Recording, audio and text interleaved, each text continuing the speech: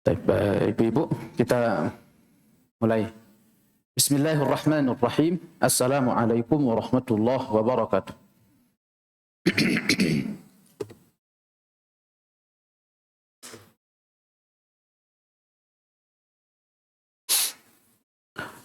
Alhamdulillahil ma'budil haqq fi kulli zaman wa makan, wasyukru lahu liikmal sihhatil ajsadi wal jinan. Ashhadu an la ilaha illallah wahdahu la syarika lah, alladhi unzila alaihi أشهد أن لا إله إلا الله وحده لا شريك له وأشهد أن محمدا عبده ورسوله الذي أنزل عليه القرآن هدى للناس وبينات من الهدى والفرقان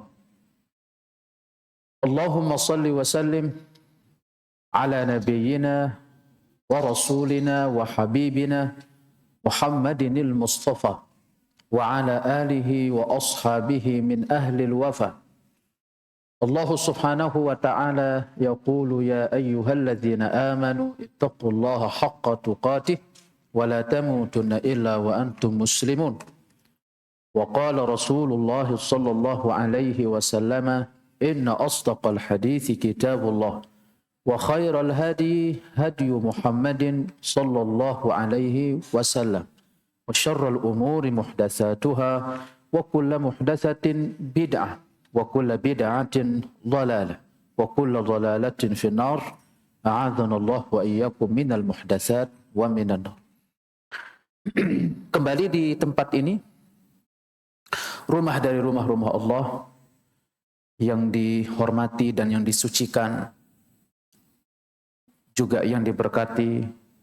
Di sini kita berjumpa kembali ibu-ibu di pelajaran kita Minhajah Al-Muslim untuk melanjutkan bahasan kita di pelajaran kita ini. Setelah kita memuja dan memuji, bersyukur kepada Allah atas limpahan karunia-Nya kepada kita di pagi hari ini, di sini kita bisa kembali berkumpul, bermujalasah, bermajlis bersama dalam rangka untuk mempelajari agama Allah Subhanahu wa Ta'ala. Maka semoga semua dari capaian serta keutamaan-keutamaan yang tersebut bagi orang-orang yang memakmurkan atau duduk di majelis ilmu membahas dari agama Allah, maka semoga Allah Subhanahu wa Ta'ala abadikan serta diberikan kepada kita pahalanya yang besar yang disimpan di sisinya kelak bagi kita. Amin ya rabbal alamin. Di tengah kesibukan tentu ibu-ibu bisa sibuk seperti ini, duduk belajar adalah karunia yang besar. Di tengah hiruk pikuk dan keramaian, dimudahkan oleh Allah untuk kembali duduk di majelis ilmu adalah karunia dari Allah Subhanahu wa Ta'ala. Di tengah-tengah manusia sedang sibuk dengan agenda dan perkara atau acara dan kegiatannya. Ya mungkin, tapi nggak tahu kalau ibu fikih kurang nggak kelihatannya ya. Ya. Lagi masa-masa kampanye sekarang ya nggak Bu? Masa-masa kampanye. Ada yang pergi kampanye? Ada. Ibu-ibu fikih ada?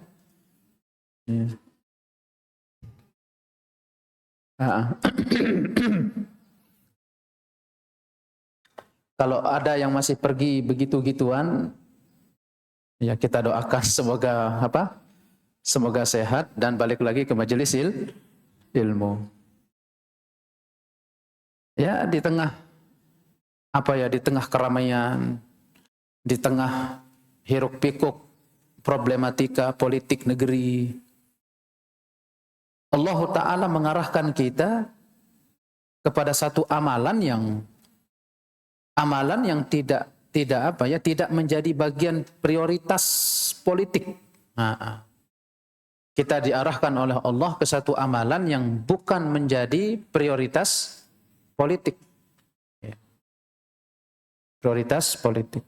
Kalaupun ada yang menjadikannya satu hal yang diperhatikan, tetapi bukan menjadi prioritas. Ya, seringnya itu dipolitisasi. dekat dengan ustadz, dekat dengan kajian, sangat kental. Kalau di masa-masa seperti ini itu sulit orang untuk bisa sulit orang untuk bisa jernih di dalam di dalam menghukumi itu, dan sangat mudah untuk kita katakan orang mempolitisasi kajian atau apapun bentuknya yang bisa meraup keuntungan atau suara. Maka ibu saya sungguh sangat terhina begitu ketika kita melepas atau kita keluar dari karunia dan keutamaan yang sudah Allah gariskan untuk kita, dan kita ganti dengan sesuatu yang lebih rendah, lebih hina. Karena tidak ada kemuliaan di muka bumi itu kecuali kemuliaan ilmu dan juga tempat ilmu, yaitu apa? Majelis. Tidak ada kemuliaan di muka bumi itu kecuali ada pada ilmu dan tempatnya ilmu, yaitu apa? Majelis. Nah, ini harus difahami ibu-ibu. Ya. Dan selalu saya bilang sama ibu-ibu fikih juga dari dulu ya, bahwa apa ibu-ibu? Bahwa perhatian ke negeri itu tidak melulu tentang politik yang seperti ini ya. Pemilu, coblos mencoblos, pilih memilih, hujat menghujat. Taib. Bahwa perhatian ke negeri itu ya dengan cara begini. Menyebarkan ilmu, memperbanyak titik-titik majelis ilmu. Karena itu yang meyakinkan saya, kita, ibu-ibu, sebagai umat Sayyidina Rasulullah sallallahu alaihi wasallam, bahwa keberkahan itu turun di acara-acara yang seperti ini.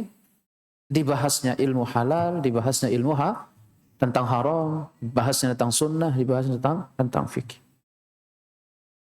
Nah, maka nasihat kita juga sekaligus mungkin kalau ibu-ibu yang masih agak cukup cukup gregetan gitu. Akhirnya kadang ikut-ikutan begitu. Kalau yang mau nyoblos ya nyoblos saja, tapi jangan sampai ikut-ikut yang acara-acara yang kampanye lah. Kampanye mungkin kadang debat di media sosial lah. Membela satu ini, tidak ini begitu. Itu dihindari karena karena mestinya kita yang sudah belajar ini supaya jangan sampai lisan kita, pembicaraan kita itu keluar dari konteks seorang yang terpelajar atau orang yang belajar ilmu agama. Paham ibu-ibu? Paham ya? Ya. Paham nggak? Nah, ya, taib. Ya, sayang sekali kalau kalau ada yang sudah diberikan kesempatan dan diberikan kemudahan, juga diberikan semangat untuk belajar, kemudian diganti dengan perkara-perkara yang seperti itu. Ya, mengganti sesuatu yang lebih baik dengan yang rendah gitu, hina.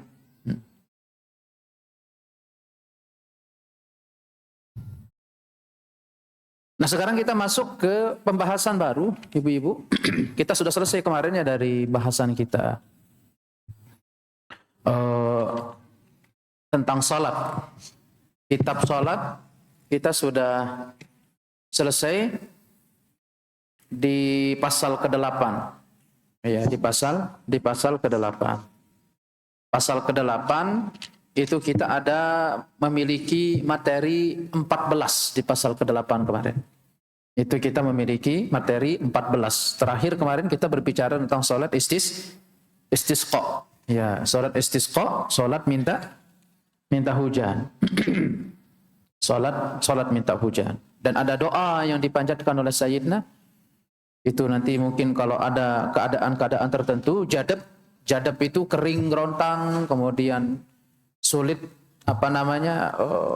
mendapatkan sumber-sumber perairan atau air panas, ya. Itu dimasyru'kan, disyariatkan untuk salat istisqa, dan ada doanya diajarkan langsung oleh Sayyidina sallallahu alaihi wasallam. Sekarang kita masuk ke pasal 9. Kita akan berbicara di pasal ini itu kita akan berbicara hukum seputar hukum ini, jenazah. Pengurusan jenazah.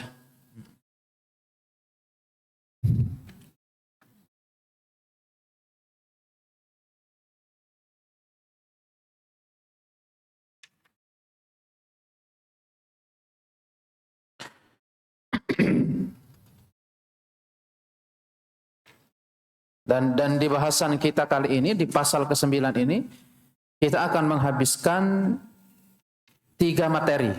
Ya, kita akan bicara nanti tentang ada 3 materi yang akan kita bahas. Pertama, nanti materi yang pertama kita akan membahas perkara-perkara yang harus dikerjakan oleh orang sakit sampai meninggal dunia. Baik. Kemudian nanti di materi yang kedua kita akan berbicara tentang apa saja yang harus dilakukan berkenaan dengan kematian seseorang. Dari semenjak kematiannya sampai penguburannya. Apa saja yang harus kita lakukan. Kemudian di materi ketiga kita akan berbicara apa saja yang harus dilakukan setelah mayit dikuburkan. Jadi meliputi 3 materi. Materi pertama kita akan berbicara apa yang harus dilakukan ketika menghadapi orang sakit atau orang yang sakit itu apa yang harus dia lakukan. Ya. Kemudian sampai menjelang kematian. Setelah kematian apa saja, dan setelah penguburan hak-hak yang harus dilakukan apa saja. Baik. Berikut di halaman 469. Ya, silakan dibuka kitabnya di halaman 469. Silakan. Bismillah. Yang baca. Bismillahirrahmanirrahim. Alhamdulillahirabbil alamin. Wassalatu wassalamu ala asyrafil anbiya'i wal mursalin nabiyina Muhammadin wa ala alihi wa ashabihi ajma'in. Amma ba'd. Seputar hukum jenazah. Materi pertama. Hal-hal yang harus dikerjakan oleh orang sakit hingga meninggal dunia. 1. Wajibnya sabar. Wajib sabar. Ya, wajib sabar. Dan sabar ini boleh kita katakan salah satu pintu apa Ibu ya? Pintu utama begitu untuk meraih cinta Allah. Atau untuk meraih cinta. Cinta siapa? Cinta Allah Subhanahu wa ta'ala. Ya, pintu sabar.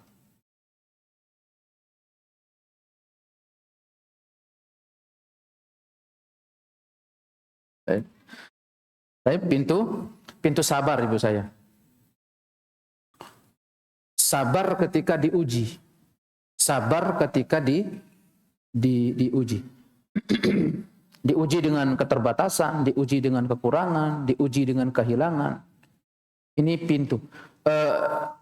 Ibu mungkin selalu ingat ya tentang kisah Sayyidina Ayyub alaihi salam. Ketika beliau dipuji oleh Allah. Apa pujian Allah itu? A'udzubillahi minasyaitonir rajim. Inna wajadnahu sabira ni'mal 'abdu innahu awwab. Allah berfirman. Sesungguhnya kami mendapati Ayub itu benar-benar menjadi hamba yang sabar. Kemudian dia itu adalah sebaik-baik orang. Dan dia adalah orang yang senantiasa apa? Bertaubat. Orang yang mempernyatakan diri untuk selalu siap pulang kepada Allah setiap selesai mungkin setiap usai dari atau setelah melakukan kesalahan atau dosa atau maksiat. Tentu Nabi Ayub alaihissalam enggak pernah jatuh kepada itu, tetapi memang suluknya para nabi, suluknya orang-orang para rasul itu senantiasa mudah untuk bertaubat, beristighfar kepada Allah meski tidak tidak terdapat dosa pada diri mereka. Seperti Sayyidina sallallahu alaihi wasallam. Rasulullah beristighfar setiap hari berapa kali, Bu? Berapa kali? Minimal 70 kali. Ustaz. Berapa? 70. 100. 100 kali? Iya, 70 kali lebih. Ada yang mengatakan 100. Itu setiap hari Sayyidina istighfar. Padahal Nabi kita Nabi Muhammad bukan istighfar dari dosa, bukan. Pernah tidak Rasulullah salah, Ibu? Pernah enggak Rasulullah bermaksiat? Pernah enggak? Ya. Enggak pernah. Rasulullah maksiat itu enggak boleh kita menisbatkan bahwa Nabi itu pernah bermaksiat. Dan bahkan mungkin kalau saya itu Ibu-ibu, itu saya menghindari istilah Nabi salah. Itu kita hendaknya menghindari itu. Salah sampai ditegur misal begitu. Makanya saya ada kajian itu Ibu ketika saya bahas surat Abasa. Nah, di sini harus kita mengerti memang ibu-ibu ya bahwa berbicara tentang sesosok Nabi kita Nabi Muhammad itu harus pilihan diksi atau kata-katanya itu harus benar-benar dipilih gitu. Jangan sampai salah ngomong. Ya, Nabi saja di sini ditegur loh. Nabi saja di sini begini loh, salah loh. Sampai ditegur. Nah, itu saya nggak setuju gitu dengan kalimat-kalimat begitu. Ingat nggak di surat Abasa? Surat Abasa itu kisah apa ibu-ibu? Nah, siapa yang bisa? Tahu nggak surat Abasa yang bermuka masam itu? Apa ceritanya itu? Nah, coba satu orang coba. Nah, Abasa dapat hadiah. Seorang yang buta ya Ustadz, yang tanya kepada Rasulullah SAW. Tapi maksudnya ada pemuka yang lebih dipandang, tapi Rasulullah lebih memalingkan ke orang yang lebih dipandang daripada orang yang Umi Maktum yang buta tadi. Seperti itu bukan Ustaz? Nah itu, jadi dengan kalimat bahwa Nabi lebih memilih orang yang terpandang itu daripada Ibnu Umi Maktum yang apa? Yang buta. Kira-kira ibu-ibu, cocok nggak kalau kita mengatakan begitu ke Sayyidina? Padahal akan bertentangan nanti ketika kita mengatakan bahwa Rasulullah itu selalu dekat dengan orang miskin, selalu dekat dengan orang lemah. Tapi kenapa di kenyataan ini kok Nabi lebih memilih, itu kata sebagian orang. Makanya saya nggak setuju. Ternyata saya cari-cari, memang tafsirnya itu nggak begitu. Ternyata ibu-ibu, kasusnya itu nggak begitu. Ya, tapi kasusnya nggak begitu. Jadi Rasulullah lebih memilih pemuka-pemuka Quraisy untuk didakwahi daripada Ibnu Umi Maktum yang apa? Yang buta tadi gitu. Sampai ada mungkin orang yang cukup kurang ajar gitu. Di sini aja Nabi bisa salah di sini. Sampai ada orang ngomong gitu. Sampai ada orang ngomong gitu. Ini orang nggak paham, nggak baca literatur, nggak baca tafsir, dan nggak ngerti persoalan begitu. Jadi dia baca secara literlek, abasa wa tawalla. Dia yang bermuka masam dan berpaling, anja'ahul a'ma, karena telah datang kepada dia seorang yang buta. Wa ma yudrika la'allahu yazakka wa yadhakkaru fatanfa'ahu dzikra amma man istaghna fa anta lahu tasadda. Amma man istaghna, adapun terhadap orang yang selalu merasa dirinya cukup, fa anta lahu tasadda. Sedangkan engkau Muhammad terhadapnya itu apa? Tasadda, melayaninya, sangat melayaninya. Tetapi kenapa ada datang orang buta minta nasihat dan ini, tetapi engkau tinggalkannya? Itu secara zahir ayat itu memang demikian ibu-ibu. Ditangkap oleh kita dengan apa ya? Dengan daya akal kita. Seperti itu akhirnya keluar tuh statement-statement yang tidak cocok sebenarnya dan tidak sesuai dengan konteks dan tidak mengerti permasalahan. Tidak mengerti permasalahan. Nah, jadi Nabi Sayyidina itu nggak pernah salah dan tidak pernah terjatuh satu pun atau sekalipun ke dalam dosa dan maksiat. Kalau ingin tahu nanti kita bahas kalau itu ya, karena ini bukan tempatnya. Intinya bahwa ibu-ibu, sabar itu adalah sebuah pintu yang bisa orang soleh mengoptimalkan diri di situ untuk bisa mencapai capaian-capaian tinggi di dalam penghambaan. Di dalam penghambaan. Karena orang yang soleh itu dia akan menggunakan momen-momen, apalagi kalau semua momentum akan dipakai oleh mereka sebagai momen apa? Momen untuk membenah dirinya untuk sampai ke capaian-capaian tinggi di dalam penghambaan dirinya kepada Allah. Tidak terkecuali ketika ditimpa oleh musibah. Makanya bahas-bahasan seperti ini itu penting ibu-ibu. Selalu kan saya bilang kan, bahasan tazkiyatun nufus, bahasan pelembut hati, pelembut jiwa itu penting. Kenapa? Karena kita itu nggak akan pernah lepas dari perkara-perkara itu. Tidak akan lepas dari kewajiban, merasa berat ketika datang kewajiban atau perintah. Tidak akan bisa lepas dari ujian dan cobaan berupa kemiskinan, kemelaratan, atau kesusahan, atau kepayahan, atau sakit dan yang serupa dengan itu. Kita nggak akan pernah bisa lepas dari itu. Jadi kita butuh hati yang kuat dan butuh materi-materi penguat. Kita butuh materi-materi penguat.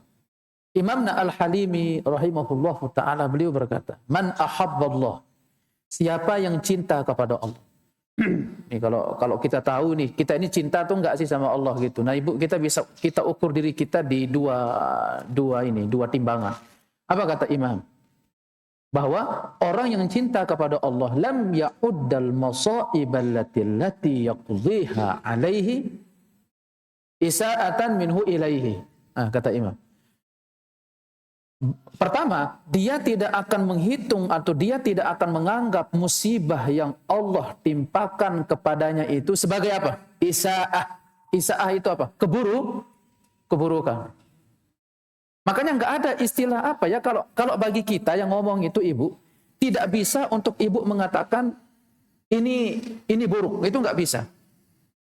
Ya, atau takdir buruk, itu nggak bisa. Karena kalau kita akan pulangkan itu kepada Allah, itu selalu akan ada di balik keburukan menurut kita, itu ada apa? Hikmah. Makanya Allah itu sudah ingatkan kita di satu ayat kan? Asa an takrahu syai'an wa huwa khairul lakum wa asa an tuhibbu syai'an wa huwa syarrul lakum. Bisa jadi apa yang kamu benci itu baik untukmu, dan bisa jadi apa yang kamu suka tapi itu buruk untuk kamu gitu. Karena landasan suka sesuatu itu belum tentu baik untuk kita, ibu-ibu. Belum tentu baik untuk kita. Karena nggak bisa untuk menjas kebaikan itu, ini itu nggak bisa kadang-kadang kita. Karena mata kita itu terbatas untuk melihat maslahat itu terbatas. Makanya kalau Sayyidina berdoa, ya Allah berikan kebaikan kepadaku yang itu adalah baik dari dirimu. Karena kadang-kadang kalau menurut kita itu kadang-kadang baik menurut kita, tapi sebenarnya kalau kita nanti pelajari ke depan, ternyata nggak baik-baik juga gitu, buruk gitu. Makanya selalu dua perkara, upaya kita untuk menempuh kebaikan dari diri kita, dan jangan pernah lupa berdoa, karena semuanya itu tergantung kepada siapa? Kepada Allah, tergantung dari Allah. Jangan lupa berusaha, dan kedua jangan lupa untuk berdoa. Keburukan. Jadi apa kata Imam Al-Halimi, bahwa orang yang cinta kepada Allah itu dia tidak akan menganggap musibah yang menimpa dirinya itu sebagai sebuah keburukan. Kemudian kedua, apa kata Imam? Walam yastafqil wadha'ifa ibadatihi wa takalifah al-maktubata alaihi. Dan dia tidak akan pernah merasa berat dengan kewajiban-kewajiban yang Allah tetapkan atasnya. Itu ada dua itu. Kalau orang ingin menakar dirinya itu benar cinta atau tidak. Dia tidak akan pernah merasa buruk ketika ditimpa dengan ujian, dan tidak pernah merasa berat ketika apa? Ketika datang kewajiban. Barakallahu fiik. Nah, jadi sabar itu pintu apa? Pintu yang sangat besar yang bisa dipotensialkan, momentum yang sangat berkesempatan untuk kita meraih tiket cinta. Cuman kadang orang itu, makanya kata Imam Al-Halimi, cuman sayang begitu. Sayang. Kenapa? Karena banyak orang mengatakan dirinya cinta, cuman begitu diuji sama Allah, itu nyelimpeng-limpeng gitu. Ya, nyelimpeng-limpeng. Nyelimpeng-limpeng itu apa, Bu? Ya, nyimpang, berubah gitu. Ketika dia diuji dengan cobaan atau ujian. Nah, kalau Sayyidina ketika diuji dengan keterbatasan, kemiskinan, senang. Karena tidak susah-susah untuk menjauhi diri dari pusat-pusat glamor itu, karena Allah sendiri yang sudah menjauhkannya. Karena Sayyidina faham bahwa sebab atau faktor terbesar yang membatalkan cinta itu apa? Cinta dunia. Faktor terbesar yang membatalkan cinta kepada Allah itu terlalu cinta dengan apa? Makanya Nabi itu senang tuh kalau tertakdir dalam bentuk seperti itu, pas-pasan itu, karena nggak repot-repot gitu untuk menjauhkan diri dari pusaran glamor. Karena kalau kita kan nggak mau keluar, kalau sudah glamor itu apa? Senang, ya nggak, Bu? Iya, senang kita. Kalau kita sudah di pusaran itu, senang. Lupa diri, lupa daratan. Benar Ustaz, itu rata-rata itu orang kalau sudah berada di tengah itu, lupa diri, lupa daratan, jarang merasa diri salah, jarang sadar atau menyadari kelalaian dirinya. Baik.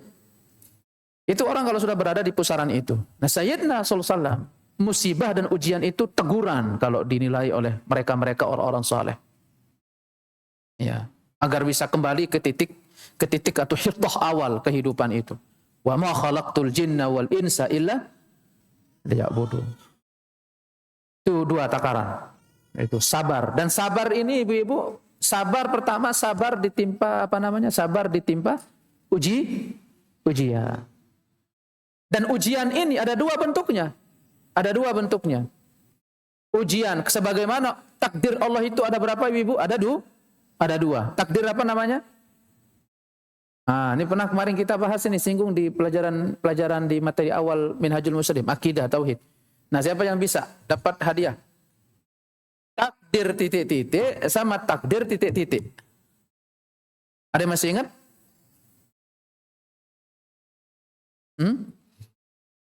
Ya udahlah, takdir kauni sama takdir syar'i. Takdir kauni sama takdir syar'i. Takdir kauniyah sama takdir syar'iyah. Kauniyah itu alamiah. Ya, takdir alam. Ya, yang memang Allah ciptakan sudah pakem gitu. Ya, di langit, gunung, itu pakem sudah Allah ciptakan. Kemudian apa? Syar'iyah yang diridhai oleh Allah. Takdir syariat. Nah, orang bisa tergelincir di takdir kauni, diuji di situ. Ada orang diuji juga dengan takdir apa? Syar'i. Ya, takdir kauni ya bisa seperti orang sakit, jatuh miskin, takdir kauni. Diberikan kekayaan juga masuk dalam kategori ujian. Takdir syar'i, jatuh melakukan dosa. Itu takdir apa? Takdir syar'i. Tergelincir melakukan dosa. Nah, orang soleh ketika dia tergelincir diuji oleh Allah dengan dua ujian berikut, bagaimana cara dia merecovery dirinya? Itu orang soleh itu harus cerdas gitu. Ketika dia tergelincir di takdir kauni, langkah apa saja yang harus dia lakukan untuk mencapai tingkat penghambaan sempurna dengan ujian itu. Jadi, karena dia orang soleh itu, dia tidak akan pernah menyia-nyiakan momen apapun yang Allah berikan kepada dia. Dia akan bangkit dari momen itu untuk menempuh atau untuk menjadi hamba-hamba yang sempurna. Tidak terkecuali bahkan ketika dia tergelincir, diuji dengan apa? Tergelincir dengan dosa atau maksiat. Nah, kalau orang soleh tergelincir dengan dosa dan maksiat, kiat-kiat mereka free dirinya apa? Dengan cara bagaimana, ibu-ibu? Apa? Siapa yang jawab? Yang besar. Ayo, bagaimana cara orang jatuh ke dosa untuk mereka free dirinya itu bagaimana? Menuju penghambaan. Orang itu bisa sempurna dengan dosa, ibu-ibu. Orang itu bisa untuk mencapai kepribadian kesempurnaan sebagai makhluk dengan dari dia apa? Dari dia terjatuh ke dosa. Gimana caranya? Bertaubat, Ustaz. Oke, bersegera bertaubat. Bersegera istighfar. Kemudian kedua, apa yang kedua? Menyesal dengan menyesalnya. Kemudian ketiga, dia meyakini bahwa tidak ada yang akan bisa menolongnya kecuali siapa? Allah. Itu orang itu suluk gitu, tahapan-tahapan jalan yang harus ditempuh oleh orang yang terjatuh ke dalam dosa.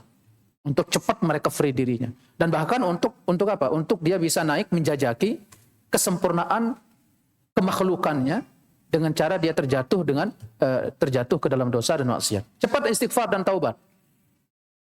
Dan menyesal semenyesal-menyesalnya. Yang tergambar di dalam doa Nabi Adam itu, ya, zalamna anfusana wa illam taghfir lana. Ya Allah, kalau engkau tidak mengampuni kami, coba bagaimana jadinya coba? Wa tarhamna, dan tidak merahmati kami. Apa jadinya saya ini? Tanpa pertolongan dari engkau, apa jadinya saya? Bisa jadi kalau tanpa pertolongan engkau dan engkau acuh terhadap diri saya, bisa jadi akan menyeret saya ke dosa-dosa yang terkait dengannya. Misalkan contoh, dia sadar misalkan laki-laki selingkuh, cetan sama cewek misal begitu, dan cewek ini kan haram. Cepat menyadari itu, dia cepat minta maaf sama Allah, dan dia yakin bahwa seyakin-yakinnya tidak ada yang akan dapat menolong dia untuk lepas dari dosa ini kecuali siapa? Bisa jadi kalau Allah acuh, nggak mau ditolong orang ini sama Allah misalkan, nggak ditolong. Bisa jadi dia akan terseret ke dosa yang terkait dengannya. Ketemu, setelah ketemu berzina, setelah berzina punya anak malu segala macam. Ya nggak Bu? Nah itu kadang dengan apa namanya melalui dosa orang itu bisa cepat mereka free dirinya untuk menuju ke kesempurnaan kemakhlukannya sebagai makhluk dicipta oleh Allah. Makanya ini pintu sabar itu luas Ibu. Pintu sabar ini luas. Itu saya baca di kitab Imam Ibnul Qayyim, di kitab Al-Fawaid itu, pintu-pintu untuk menjadi apa ya, hamba-hamba yang menghamba begitu. Sampai kita disebut sebagai budak itu ada jalan-jalan tempuhnya. Nah kadang-kadang kita nggak ngerti kuncinya kadang-kadang. Akhirnya stres segala macam. Terjebak di apa namanya, terjebak di sifat-sifat yang tidak mengantarkan kita sebagai orang yang mulia begitu. Terjebak di sifat angkuh, terjebak di sifat tidak mau jujur mengakui kesalahan, terjebak di sifat apa namanya hedonisme, cinta dunia. Tetapi kadang-kadang iblis itu ya dipoles-poles begitu. Ya itu kita harus ngerti apa namanya kunci-kuncinya. Nah jadi wajib sabar. Jadi tadi sabar itu salah satu pintu yang sangat sangat berkesempatan untuk kita meraih tiket apa? Cinta Allah. Dan ciri orang cinta kepada Allah itu adalah bersabar ketika ditimpakan ujian dan cobaan kepadanya. Tafadhol, kita lanjut. Jika seorang muslim ditimpa suatu mudarat, maka ia harus bersabar, tidak murka dan tidak memperlihatkan sikap kecewa. Karena Allah Subhanahu wa taala dan Rasul-Nya telah memerintahkan bersabar dalam beberapa ayat dan hadis. Tidak menjadi soal bagi orang sakit jika ditanya tentang kondisinya, lalu ia menjawab, "Aku sakit, aku menderita sakit." Dan segala puji bagi Allah yang maha kuasa atas segala sesuatu dalam segala keadaan. Alhamdulillahi ala kulli hal. Itu ucapan orang. Alhamdulillahi ala kulli hal. Misalkan ada orang datang, misalkan, "Kenapa Bu sakit?" Alhamdulillahi ala kulli hal. Karena ini ucapan yang untuk memotong kontak atau memotong stop kontak gitu. Stop kontak, kalimat alhamdulillahi ala kulli hal itu stop kontak bagi kita. Tapi kalau misalkan "Ibu kenapa? Sakit?" Gitu. Mulai itu dibuka-buka. "Iya, dari kemarin." Padahal belum ditanya, dia udah cerita duluan. "Iya, kemarin itu, aduh, saya pengen gak cerita sebenarnya. Saya kalau cerita nih nangis saya, cuman cerita deh," gitu. Buka kacamata gitu kan. Duduk di akhir cerita gitu. "Kenapa?" gitu. Akhirnya cerita sana kemari. Akhirnya kadang-kadang dicerita itu tergait beberapa orang, nama-nama akhirnya disebut, diceritakan, akhirnya jadi begini, gitu. Itu karena itu adalah sikap yang tidak mencerminkan sikap sikap menerima. Ya. Itu adalah sikap yang mencerminkan sikap kecewa di dalam menerima takdir. Makanya saya pernah bilang kan, Imam Ahmad rahimahullah Ibu, saya ketika ditanya sama orang, ketika beliau pernah sakit begitu, kemudian beliau mengatakan aduh begitu. Padahal kan kita boleh mengatakan aduh. Tapi setelah itu Imam menyadarkan dirinya dengan satu hadis untuk tidak mengeluh ketika sakit. Setelah itu beliau itu setiap sakit itu enggak pernah mengatakan aduh. Sampai orang-orang itu enggak tahu kalau Imam itu lagi sakit. La ilaha illallah. Ya. Kalau kita pengen ditahu sakit. Kalau dulu beliau enggak pengen ditahu sakit karena saking tersembunyinya sakit itu. Ya, tapi itulah orang-orang yang sudah sampai ke tingkatan mereka itu mampu mengelola apapun kejadian itu sebagai pengantar mereka untuk menjadi hamba yang sempurna tadi. Ya. Jadi tidak perlu harus ditahu orang atau tidak perlu harus dilihat oleh orang, tidak perlu harus dibantu sama orang. Dia akan mampu untuk menggunakan hal-hal itu, ujian, cobaan, kelapangan untuk menjadi hamba yang sempurna. Baik. Aku sakit, aku menderita sakit. Ya. Alhamdulillahi ala kulli hal. Ini yang pertama. Yang harus dilakukan oleh orang yang sakit sampai meninggal dunia. Pertama, wajib sabar. Dua, anjuran berobat. Bagi seorang muslim yang sedang sakit, dianjurkan untuk berobat dengan obat yang dibolehkan. Berdasarkan sabda Nabi SAW, sesungguhnya Allah tidak menurunkan suatu penyakit kecuali Dia menurunkan pula obatnya. Karena itu berobatlah kalian. Ada wow, berobatlah. Ya, ini perintah dari Sayyidina. Ya, la dharara wa la dhirar. Ya, jangan ada kemudaratan dan juga jangan ada pemudaratan. Jadi kemudaratan itu dihilangkan atau penyakit dihilangkan dengan obat, itu masuk dalam kategori bertawakal kepada Allah, mengambil sebab-sebab kesembuhan, itu bagian dari tawakal. Baik, selama tentu perhatikan obat-obat tersebut, kehalalannya. Baik, jangan sampai menggunakan obat-obat yang terkandung atau mungkin terkandung zat atau apapun di dalamnya yang bisa menjadikan dia haram. Innallaha lam yaj'al shifa'akum fima harrama 'alaikum. Sesungguhnya Allah tidak menjadikan kesembuhan kalian pada apa? Pada yang diharamkan atasmu, ya, atas kalian. Baik. Kemudian ketiga, tafadhol. Bolehnya ruqyah. Seorang muslim dibolehkan beruqyah dengan ayat-ayat Al-Qur'an, doa-doa Nabi SAW serta kalimat thayyibah. Berdasarkan sabda Nabi SAW, tidak menjadi masalah beruqyah selama di dalamnya tidak ada kemusyrikan. Tidak ada kemusyrikan. Ya, jampi-jampi, kalau bahasa orang tabib, jampi atau mantra. Selama mantra itu dari doa-doa dan juga dari ayat-ayat, itu tidak mengapa. Selama dia tidak mengandung mantra-mantra yang tidak dimengerti maknanya.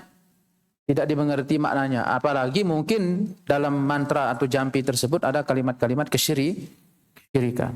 Nah, minta sama jin atau minta tolong kepada perkara-perkara gaib seperti jin, syaitan, seperti itu.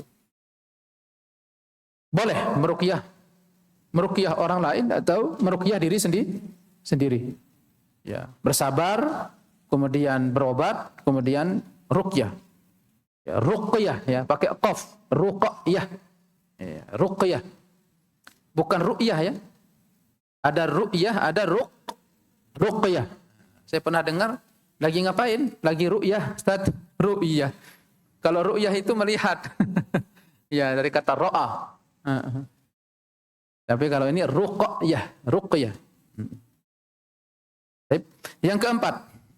4, haram memakai jimat. Haram memakai jimat. Nah, tafadhol. Haram mengalungkan dan memakai jimat. Dengan demikian tidak dibolehkan bagi seorang muslim mengalungkan jimat berdasarkan sabda Nabi SAW. Barang siapa yang mengalungkan jimat, maka sungguh ia telah berbuat syirik. Rasulullah SAW bersabda, barang siapa menggantungkan tamimah, semoga Allah tidak menyempurnakan keinginannya dengan mengabulkannya.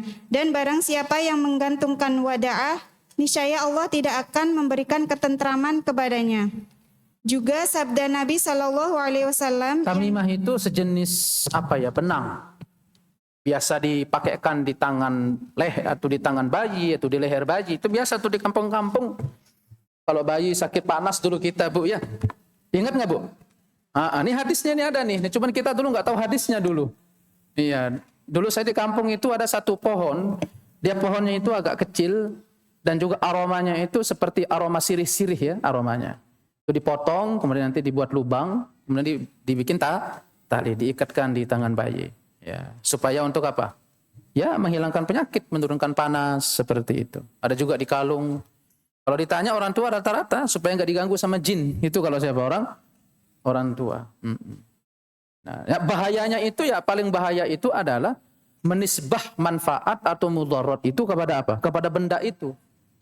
Sampai ada orang begitu dilepas benda itu takutnya luar biasa. Nah, berarti ini ciri-ciri dia menganggap kekuatan itu ada pada benda tersebut. Padahal tidak ada kekuatan. La haula wa la quwwata illa billahil aliyyil azim. Kan gitu. Nah, ini bertentangan dengan konsep tauhid. Bertentangan dengan konsep. Memang orang tua kita tuh kadang sebenarnya enggak bermaksud untuk syirik sebenarnya. Cuman Karena tidak ada pengajaran seperti itu, akhirnya apa? Dianggap itu sebagai media pengobatan. Sama seperti dulu kalau pingin pinter, diambil tuh tengah Al-Quran, wal yatalattaf. Digunting sama dia, dibakar, kemudian ditaruh di air, kemudian Ana juga pernah dulu tuh, Bu. Makanya kalau Quran-Quran di kampung itu biasanya hilang tuh bagian tengahnya itu. Karena diambil wal yatalattaf, wala yushiranna bikum ahada. Itu biasanya kalau di Al-Quran kampung itu kan wal yatalattaf itu merah biasanya. Wal yatalattaf ditulis agak merah dan di bold gede gitu. Itu di kampung kita bakar tuh. Kita bakar kalau pengen pinter, ambil wal yatalattaf dibakar kemudian diminum. Nah, jadi bias gitu di dalam memaknai sebab-sebab itu. Jadi enggak diterangkan oleh guru-guru kita juga dulu ya, al-ghafarahumullah. Kadang-kadang kita enggak mendapatkan keterangan secara rinci. Sebab itu tidak semua boleh.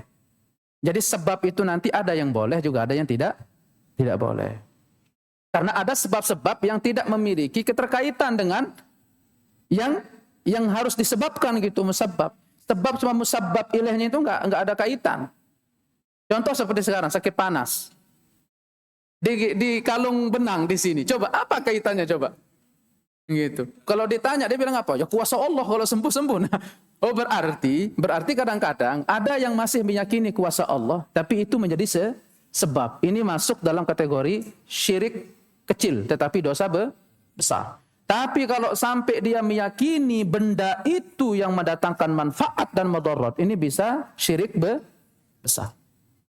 Nah, ini klasifikasi ini penting ibu-ibu. Klasifikasi ini penting. Ya. Supaya nanti kita bisa ini menjadi pintu untuk mendakwahi orang tua, ngasih tahu yang ini, ngasih tahu apa?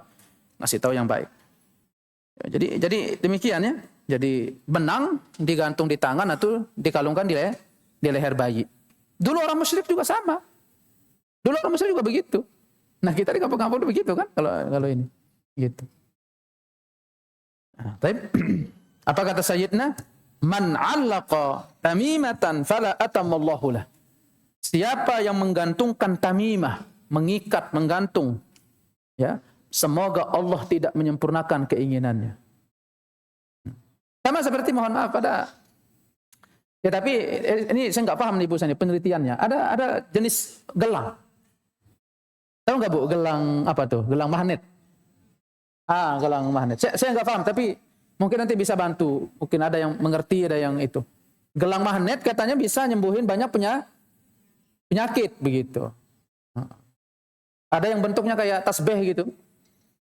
Ya, saya sering lihat orang tua make gitu. Pernah waktu itu dia nanya, "Ustaz, apa hukum ini?" Karena ada yang bilang saya udah syirik begini gitu kan. Dia datang nanya waktu itu.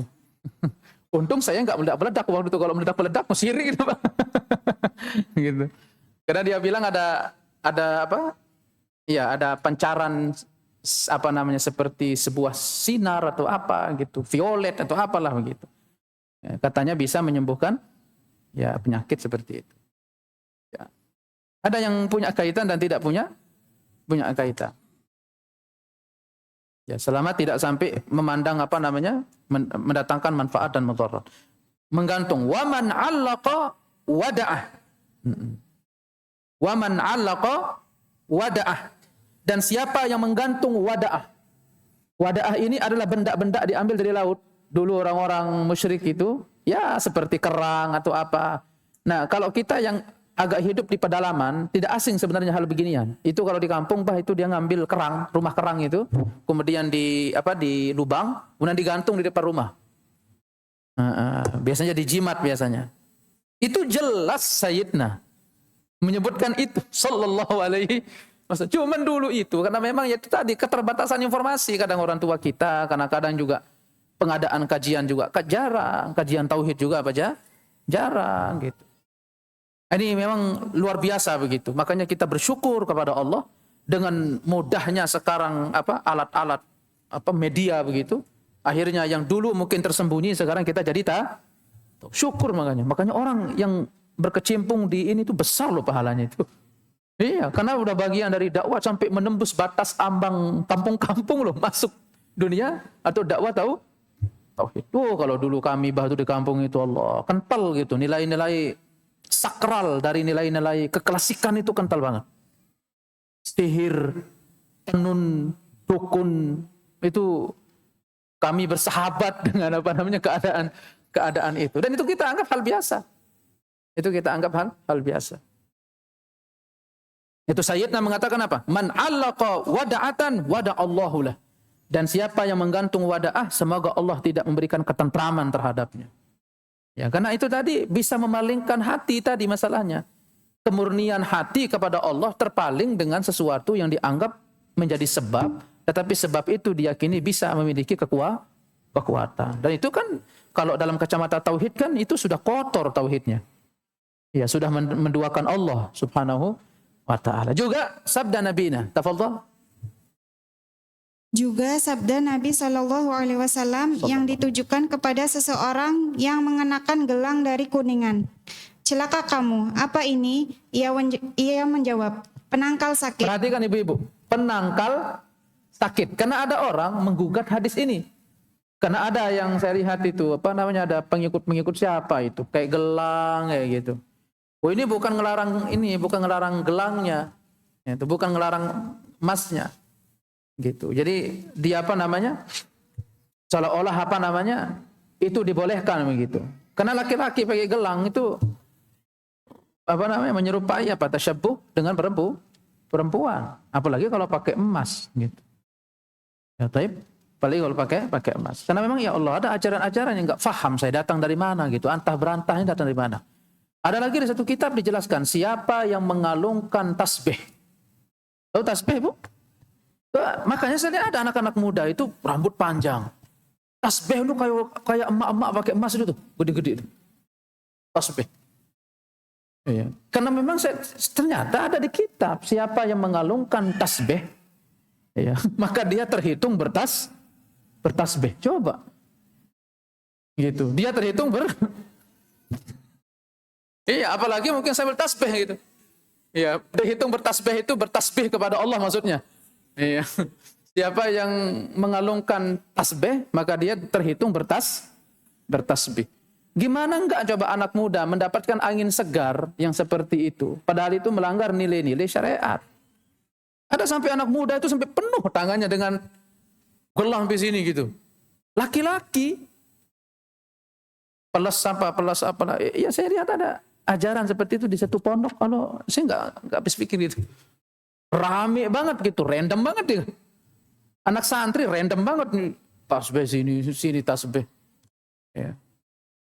Tapi entah berantahnya ajaran itu datang dari siapa, bagaimana gitu. Ya, kalau ada yang menunjukkan, coba tunjukkan kita gitu ya. Kalau datang dari hadis Nabi atau ayat Quran gitu kan.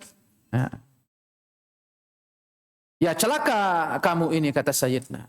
Ini apa kata Sayyidina? Penangkal sakit. Jadi gelang itu diyakini bisa menangkal. Ya, coba. Lalu beliau Sayyidina bersabda, silakan. Beliau bersabda, copotlah, karena gelang itu tidak akan menambahimu kekuatan, kecuali semakin menambahimu kelemahan.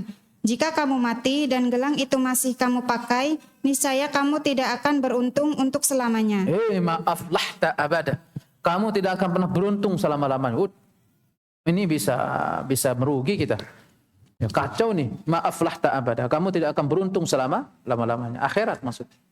Karena ini bisa tergolong syirik. Karena dia sudah mengakui bahwa gelang itu bisa menangkal. Padahal yang menangkal itu siapa? Ya Allah gitu. Dan ini sudah masuk dalam ranah-ranah yang bahaya ini. Ya, makanya itu pentingnya belajar tauhid ibu-ibu. Saya ulang lagi ya. Itu pentingnya belajar tauhid. Dan jangan alergi gitu kalau dengar syirik, dengar apa, jangan alergi. Karena kita sedang diajarkan kaidah beragama. Ya, bukan sedang mensyirikkan orang, bukan. Karena kita sedang diajarkan kaidah. Jangan sampai nanti kita terjatuh ke dalam kesyirikan. Yang kelima, yang kita lakukan. Sebagian doa yang dibaca Rasulullah Shallallahu Alaihi Wasallam sebagai sarana pengobatan. Rasulullah Shallallahu Alaihi Wasallam biasa meletakkan tangannya pada orang sakit, seraya berdoa, Ya Allah, Tuhan manusia, hilangkanlah penyakit, sembuhkanlah karena Engkaulah Sang Maha Penyembuh. karena tidak ada kesembuhan selain kesembuhan darimu dengan kesembuhan yang tidak menimbulkan rasa sakit yang lain. Dalam riwayat lain dikatakan bahwa suatu saat seseorang datang kepada beliau mengeluhkan rasa sakit. Maka beliau bersabda, "Letakkanlah tanganmu pada bagian tubuhmu yang sakit. Lalu bacalah dengan menyebut nama Allah 3 kali. Selanjutnya bacalah 7 kali. Aku berlindung dengan kemuliaan Allah serta kekuasaannya dari keburukan yang aku temui serta yang aku khawatirkan." Ya, ini di antara doa ya. Allahumma rabban nas azhibil ba'sa. Jadi kalau ada orang sakit panas, sakit demam, ini hafal ini doa ibu ya. Nanti dihafalin ini kalau anak sakit, yakin kepada Allah. Allah Maha penyembuh. Nanti dipegang di kepalanya atau pegang di mana? Allahumma rabban nas azhibil ba'sa ishfihi. Atau kalau misalkan dia perempuan, ishfiha. Ya, kalau misalkan anaknya cewek atau cukup ishfi. Ishfi itu fi'il amr. Allahumma rabban nas azhibil ba'sa. Ya Allah, Tuhannya manusia. Adhibil ba'sa. Sembuhkanlah penyakit ini. Atau hilangkanlah penyakit ini. Ishfi, sembuhkanlah.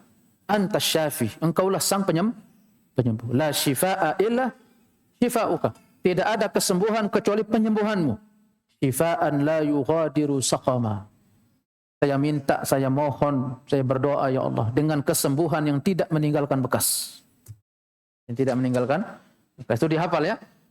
Yaitu sambil dipegang, misalkan ada yang sakit, Allahumma rabban nas adhibil ba'sa ishfi anta syafi la shifaa'a illa shifa'uka shifaan la yughadiru saqama. Kalau misalkan ada lagi yang sakit untuk dirinya, atau bisa mungkin kalau memang enggak bisa, nanti kalau memang ada ibu atau siapa yang sakit kemudian tidak bisa hafal doa ini, pegang tangannya, kemudian diarahkan di mana sakit bu, begitu.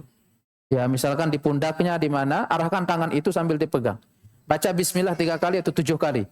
Bismillah, bismillah, bismillah, bismillah. Berapa kali? 7 kali. Allahumma inni a'udzu bi'izzatika wa qudratika min syarri ma ajidu wa uhadhiru.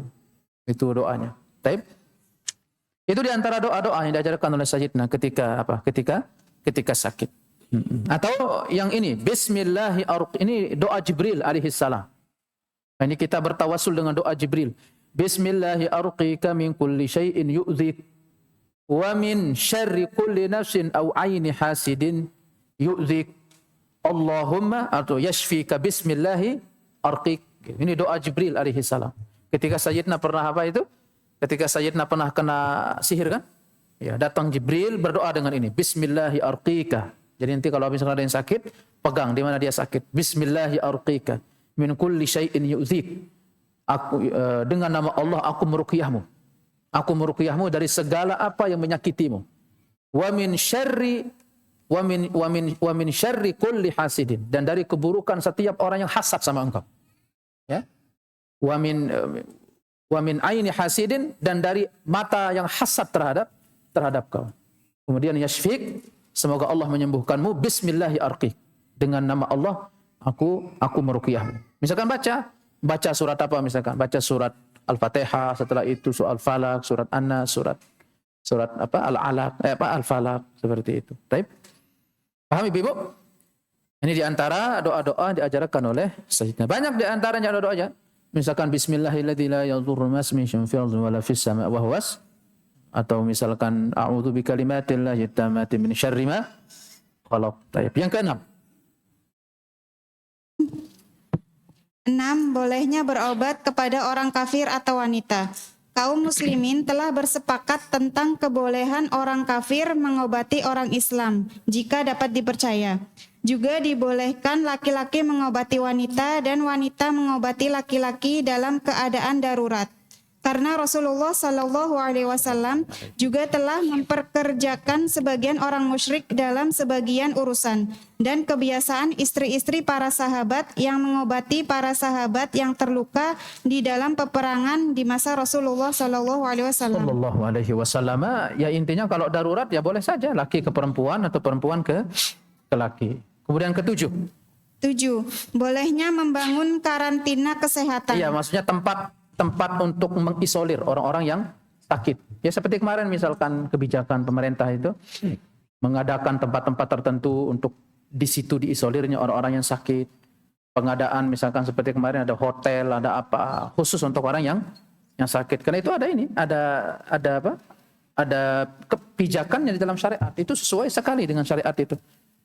Ketika apa? Membuat tempat khusus karantina untuk orang-orang yang sakit. La yuridu mumridun ala musih. Bahwa Sayyidina beliau mengatakan hendaklah unta yang terkena penyakit itu jangan dicampur atau jangan melintas di hadapan unta yang sehat. Karena penyakit itu apa? Menular. Penyakit itu menular. Idza waqa'a bi ardin wa antum biha fala takhruju minha wa idza waqa'a bi ardin wa lastum biha fala tahbitu 'alaiha wala adwa wala tiyarah. Tidak ada penularan penyakit dengan sendirinya tanpa takdir Allah serta tidak ada ramalan kesianan. Ini di antara dalil-dalil bahwa disyariatkan atau boleh membangun karantina kesehatan supaya tidak tercampur antara yang sakit dengan yang sehat. Kedelapan. 8. Kewajiban menjenguk orang sakit. Diwajibkan atas seorang muslim menjenguk saudaranya sesama muslim yang sakit. Berdasarkan sabda Rasulullah SAW, berilah makan orang yang lapar, jenguklah orang yang sakit, dan bebaskanlah tawanan. Ketika seorang muslim menjenguk saudaranya sesama muslim yang sakit, maka dianjurkan padanya supaya mendoakan kesembuhan saudaranya, mewasiatkan kepadanya supaya bersabar, dan mengucapkan perkataan yang melegakan hatinya, sebagaimana dianjurkan pula untuk tidak duduk berlama-lama di sisinya. Kebiasaan Nabi SAW pada saat menjenguk orang sakit, beliau mengatakan kepadanya, tidak apa-apa, insya Allah ia pembersih bagimu, pembersihmu dari dosa. Sepatutnya seorang muslim mengatakannya ketika ia menjenguk saudaranya yang sakit. La ba'sa tahur insya Allah. Ya, yang penting adab dan etika jenguknya juga perhatikan seperti apa itu, tidak berlama-lama di sisi orang yang sakit. Ya, datang kemudian setelah itu menyampaikan doa dan doakan gitu. Setelah itu balik gitu ya. Itu diperhatikan itu ketika kita jenguk orang sakit. Kesembilan.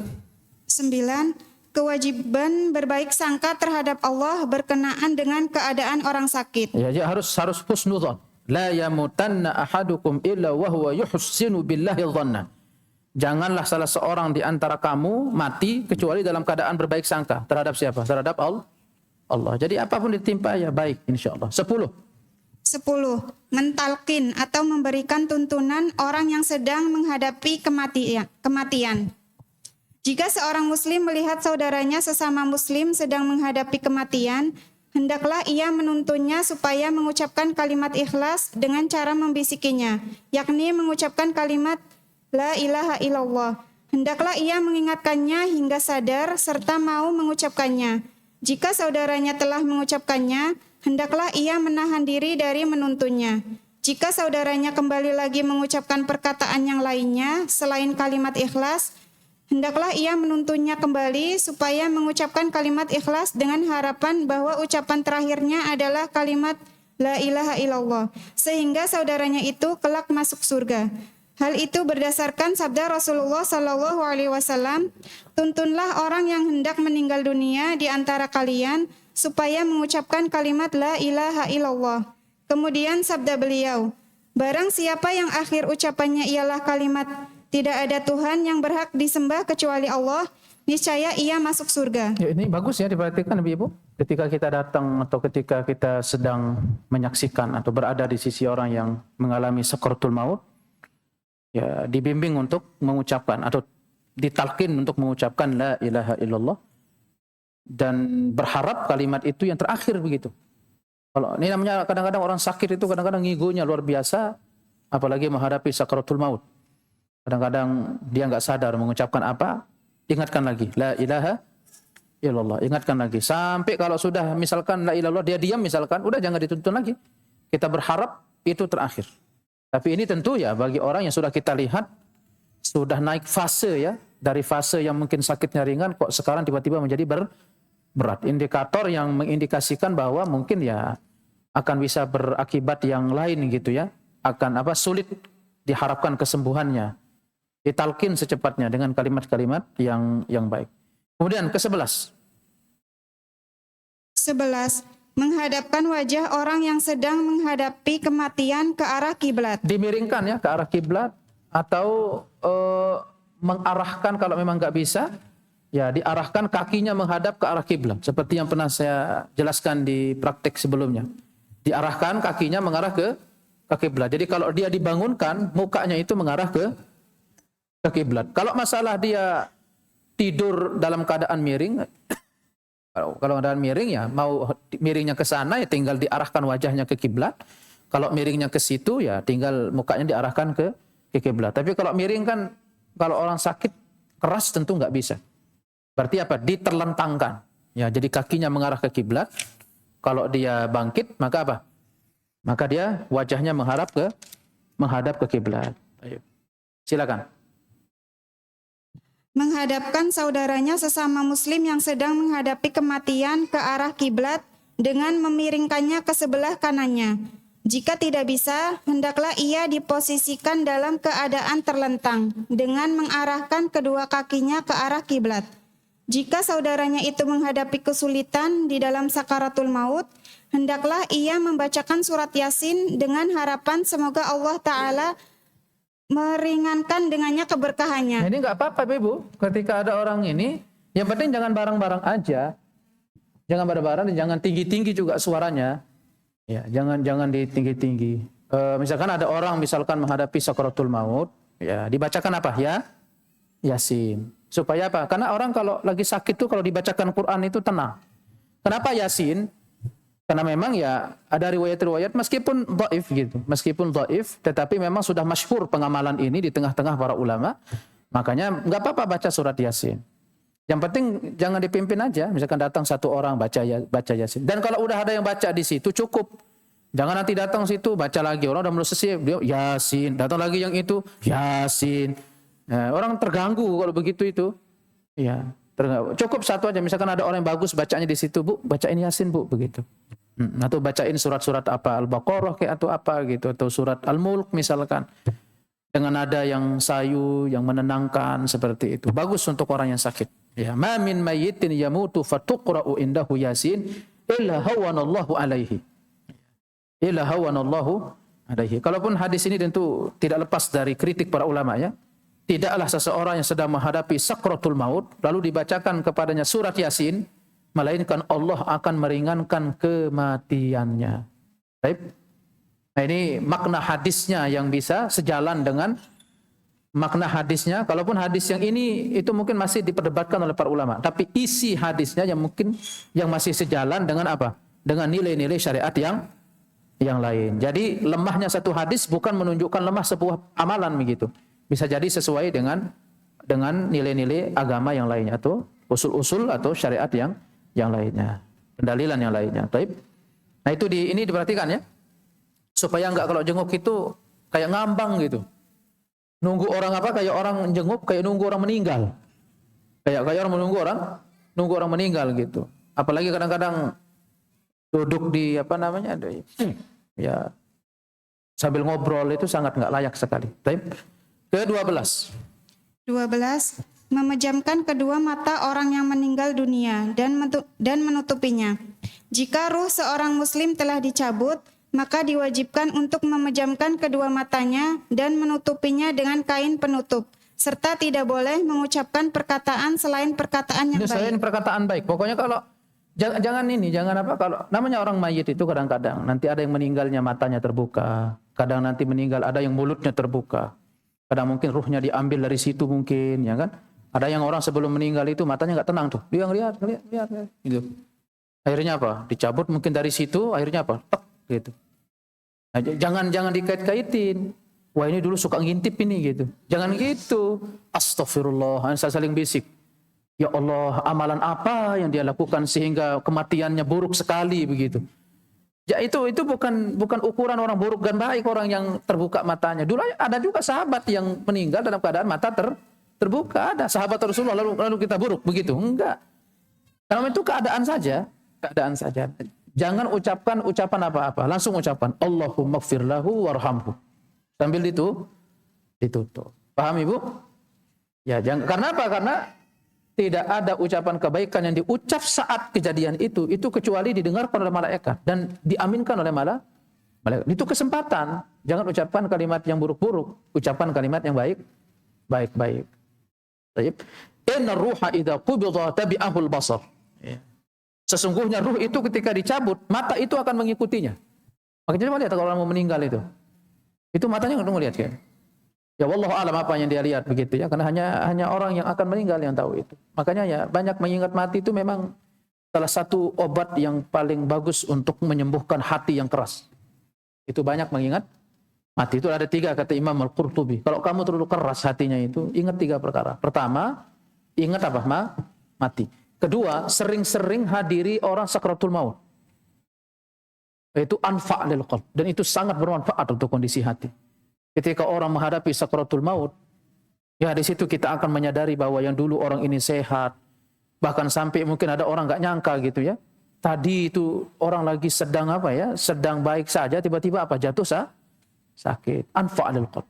Kemudian yang ketiga, sering-sering ziarah kubur. Itu 3. Dan 2 ini yang paling bermanfaat. Ziarah kubur dan menghadiri sakratul maut itu paling bermanfaat. Tapi kalau ingat-ingat mati itu kadang-kadang ngayal-ngayal gitu. Ingat mati, balik lagi. Ya, ingat apa? Ingat hutang. Ingat mati, ingat hutang. Tapi kalau menghadiri sakratul maut juga yang kedua, sering datang ziarah ke kubur, apalagi mungkin ziarah itu orang-orang yang dulu mungkin terbilang kokoh, kuat, kekar, kaya, berpengaruh. Sekarang tinggal hanya sekujur tubuh tertimbun di dalam atau di bawah tanah.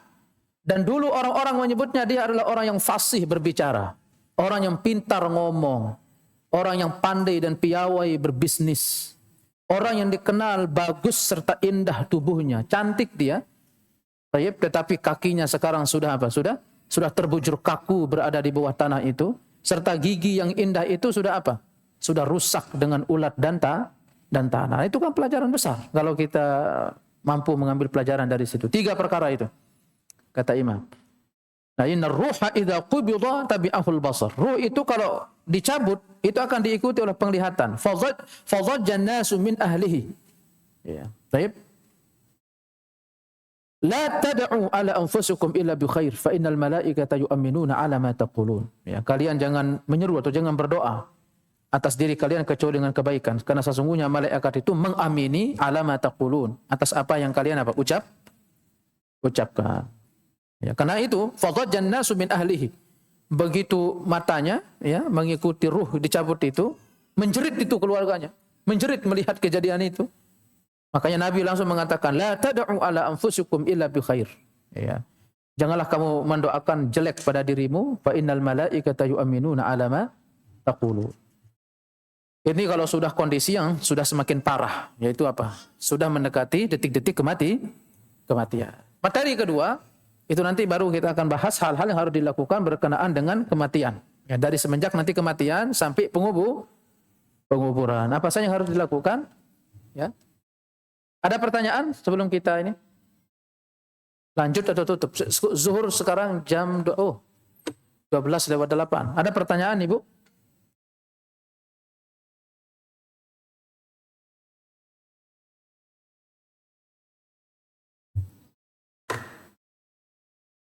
Bismillah.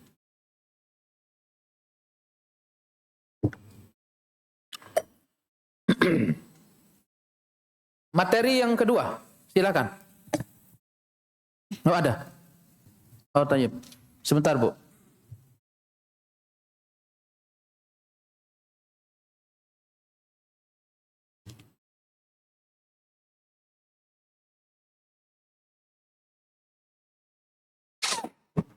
Izin bertanya Ustadz, bagaimana cara membayar hutang puasa orang yang sudah meninggal namun lupa atau tidak tahu berapa jumlah puasa yang ditinggalkan? Kalau bisa, adakan makanan dengan secara semampunya yang besar, undang makan orang-orang. Kalau memang tidak tahu jumlah ditinggal puasanya. Baik. Dan itu kita fidyah. Apalagi mungkin karena sakit, ya kan? Karena sakit tersebut mungkin terhalang dia dari puasa dan tidak tahu jumlahnya berapa. Dan setelah itu banyak memohonkan ampun untuknya. dan perbanyak sedekah. Ya, sedekahkan atas nama mayit, anak yatim, atau sedekah-sedekah yang lainnya. Adapun puasa ditinggalkanlah saat sedang menyusui. Nah, ini kan jadi istibah akhirnya. Karena mungkin dia berkeyakinan kalau yang menyusui ini dia puasa atau tidak, qadha atau tidak. Ya tinggal kita ambil yang paling kuat untuk menyusui, qadha atau enggak? Bu, qadha atau enggak? Ibu-ibu fikih ini selalu bingung dari dulu.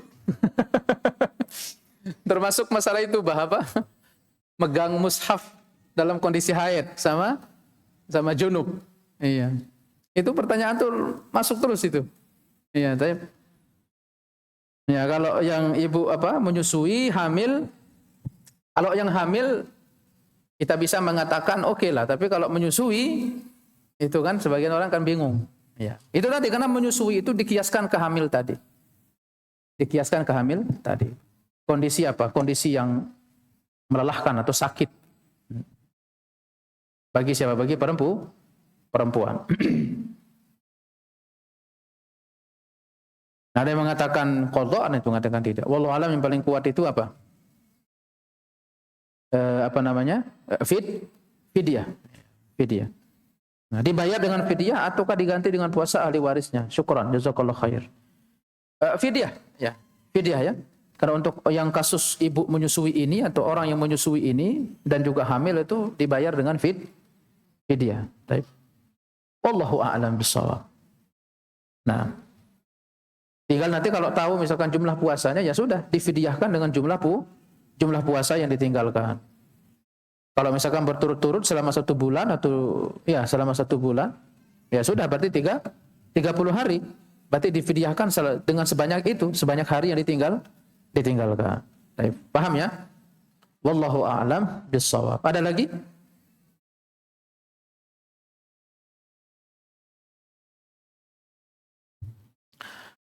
Nah, materi kedua, silakan. Materi kedua, hal-hal yang harus dilakukan berkenaan dengan kematian seseorang dari semenjak kematiannya hingga penguburannya. 1. Mengumumkan kematiannya. Dianjurkan supaya mengumumkan kematian seorang muslim kepada kerabatnya, sahabat-sahabatnya, dan orang-orang solih dari penduduk negerinya agar mereka menghadiri jenazahnya. Dalam sebuah hadis sahih dijelaskan bahwa Rasulullah Shallallahu Alaihi Wasallam mengumumkan kematian Raja Najasyi kepada orang-orang ketika ia meninggal dunia. Sebagaimana beliau juga memberitahukan kematian Zaid, Ja'far, dan Abdullah bin Rawaha. Lalu ada pembicaraan mengumumkan kematian ini yang sering kita ini juga mengumumkan kematian. Seperti misalkan di masjid-masjid itu.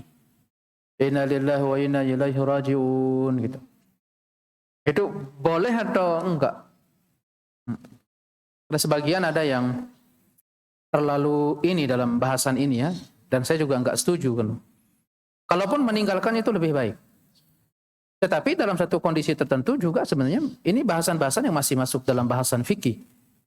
Jadi nggak bisa kita terlalu narik benang merah di situ untuk menuju untuk mematok satu hal bahwasanya itu yang paling benar, itu kadang juga nggak bisa di situ. Sayyidina itu melarang mengumumkan kematian, tetapi di sini disebutkan mengumumkan kematian disyariatkan gitu. Di satu sisi Nabi melarang mengumumkan kematian, di satu sisi juga mengatakan bahwasanya dianjurkan untuk mengumumkan kematian. Nah, penuntut ilmu untuk tidak tergesa-gesa dalam perkara-perkara seperti ini gitu. Tidak tergesa-gesa. Sayyidina itu mencela pengumuman kematian. Kematian jahiliyah itu diumumkan.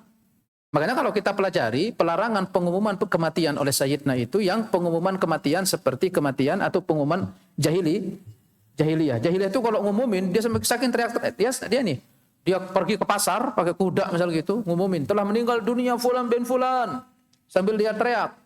Disebut kebaikannya begini, orangnya begini.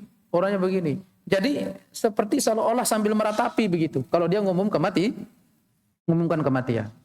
Nah, dipelajari dari kasus-kasus demikian, maka ketika pengumuman itu keluar dari konteks seperti itu, dibolehkan. Ya kalau hanya sekedar pengumuman, kemudian mengumumkan agar orang tahu dan juga bisa datang menghadiri dari sholat jenazah, itu masih dibolehkan. Meski juga lewat apa? Lewat masjid. Ya, mikrofon masjid. Lewat apa? Speaker masjid. Ya, sebatas untuk itu. Ya. Yang penting nanti redaksi dari pengumumannya itu ya tidak, tapi ya, rata-rata orang kalau pengumuman kematian itu paling ya doa, ya semoga almarhum yang meninggal dapat ditempatkan di sisi Allah yang dapat ditempatkan di tempat yang paling baik, ya diabadikan pahalanya, dan juga keluarga yang ditinggal diberikan kesabaran. Biasanya kan begitu rata-rata pengumuman. Karena memang fungsi masjid itu menjadi bahasan. Apakah masuk enggak dalam fungsi pengumuman tadi? Itu kan di luar fungsi. Masjid itu kan untuk sujud, untuk ruku, untuk salat. Yang bermakna yang berkonotasi di kegiatan itu. Nah, ketika pengumuman kematian, masuk fungsi enggak? Sama seperti Nabi ketika berdoa bahwa siapa yang mengumumkan kehilangan di masjid, semoga Allah tidak menemukan, semoga Allah menyulitkan untuk menemukan barang itu. Nah, jadi itu diagnosa. Nah, jadi harus kita perhatikan untuk tidak terkena. Di Kelapa Nunggal itu rata-rata budayanya seperti itu, tradisi. Ya, rata-rata di kampung juga sekarang pakai mikrofon masjid kalau orang meninggal. Baik. Nah, ini diperhatikan. Ya, hukumnya boleh saja. Tapi kalau sudah misalkan orang paham di sekitar, orang yang paham di sekitar hanya dengan misalkan dengan sekarang kan banyak media ya, dengan kita nge-share saja di grup orang sudah tahu. Jadi enggak mesti harus ngomong lagi di masjid begitu. Ya, lebih baik memang ditinggalkan, lebih baik. Untuk untuk mengkondisikan fungsi masjid itu supaya tidak keluar dari fungsinya. Baik. Ya, bentuk adab dan etika sama rumah-rumah Allah. Baik. Nah, jadi demikian ibu-ibu. Boleh kalaupun memakai itu, tapi ya lebih baik ditinggalkan jika memang itu mampu untuk dilakukan. Itu yang difatwakan oleh para ulama, seperti Lajnah Daimah dan yang lainnya. Zaid, Ja'far, Abdullah bin Rawahah saat mereka gugur sebagai syuhada di medan perang. Tetapi pengumuman kematian seseorang dilarang dilakukan di jalan-jalan dan di depan pintu masjid-masjid dengan suara keras dan teriakan. Karena pengumuman kematian yang demikian dilarang syariat. Itu namanya na'i. Ya, mengumumkan kematian dengan keras. Nah, makanya kalau kita mau lebih presisi dengan pendalilan berikut, mengangkat suara untuk perkara-perkara itu memang ya ada secara nas gitu pelarangannya. Tetapi juga pengumuman itu juga ada unsur manfaat di situ untuk memberitahukan khalayak banyak gitu. Ya mungkin tidak sampai mungkin berita tentang itu agar orang semua tahu, agar warga di sekitar itu tahu si fulan bisa menghadiri sholat. Makanya yang dimaksud oleh para ulama itu di sini, yang dimaksud dengan teriakan di sini adalah teriakan meratapi. Jadi dulu kalau orang-orang musyrik itu meninggal, dia pergi ke pasar, ke pintu-pintu rumah. Di situ dia menyebutkan kebaikan si mayit sampai kadang mungkin menangis seperti itu sambil pengumuman kematian. Nah, yang seperti ini yang diharamkan. Tapi paham ibu-ibu ya? Itu yang pertama, yaitu mengumumkan kematian. Yang kedua, 2. Haramnya meratapi mayit dan bolehnya menangisinya. Haram meratapi mayit serta menjerit-jerit karenanya. Berdasarkan sabda Rasulullah Sallallahu Alaihi Wasallam.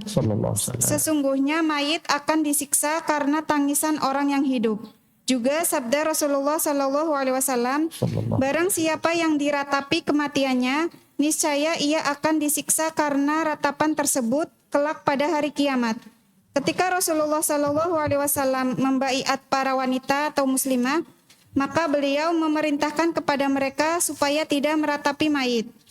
Sebagaimana hal itu dituturkan oleh Ummu Atiyah radhiyallahu anha dalam salah satu hadis Sahih Al-Bukhari nomor 1306, Rasulullah Shallallahu Alaihi Wasallam bersabda, sesungguhnya aku berlepas diri dari wanita yang menjerit-jerit. Itu namanya as-sadiqah namanya.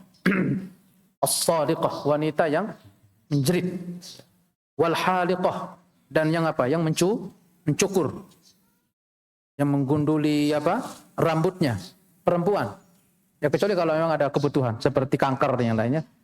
Jadi menyerupai laki-laki. Atau mungkin dalam keterangannya lain seperti mencukur bulu yang tidak boleh. Mencukur alis, ya. Ini perhatikan ibu-ibu ya yang pengin cantik, jangan terlalu berlebihan lah. Kalau pengen cantik itu ada cara-cara yang apa? Perbanyak wudu aja, wudu gitu. Sampai alis dicukur botak gitu alisnya. Kemudian digambar setelah itu, kan aneh banget deh. Iya, dicukur setelah itu digambar. Apa-apa coba gitu. La ilaha illallah. Setelah dicukur digambar lagi. Sudah dikasih rambut, dikasihnya pakai pensil. Iya. Itu innani bari'un minas sadiqah. Aku berlepas diri, kata Sayyidina, dari wanita yang menjerit, wal haliqah, dan yang mencukur, wasyaqah, dan yang merobek bajunya atau pakaiannya ketika mendengar kematian. Menangis boleh, tapi jangan sampai menjerit atau teriak di sisi mayit. Karena itu menyiksa. Innal mayyita la yu'adzabu bi buka'il hayy. Sesungguhnya mayit itu disiksa dengan tangisan orang yang hidup. Itu hati-hati loh. Kalau tangisan ya keluar air mata enggak tersiksa. Tapi kalau tangisan yang sampai teriak kayak begitu itu berbahaya tuh buat mayit sebenarnya. Itu berbahaya buat mayit. Innal aina tadma'u wal qalba yahzan wala naqulu illa ma yurdi rabbana wa inna bi firaqika ya Ibrahim la mahzunun. Itu kata Sayyidina ya. Ketika Ibrahim wafat. Sesungguhnya mata itu mencucurkan air matanya dan hati itu bergemuruh dengan kesedihannya, dan kita atau kami tidak mengucapkan kecuali apa yang diridhai oleh Tuhan kami. Wa inna bi firaqika ya Ibrahim la mahzunun. Dan sesungguhnya perpisahanku dengan engkau wahai Ibrahim itu apa? Kesedihan. Sedih boleh, nangis boleh, tapi jangan sampai menjerit atau teriak.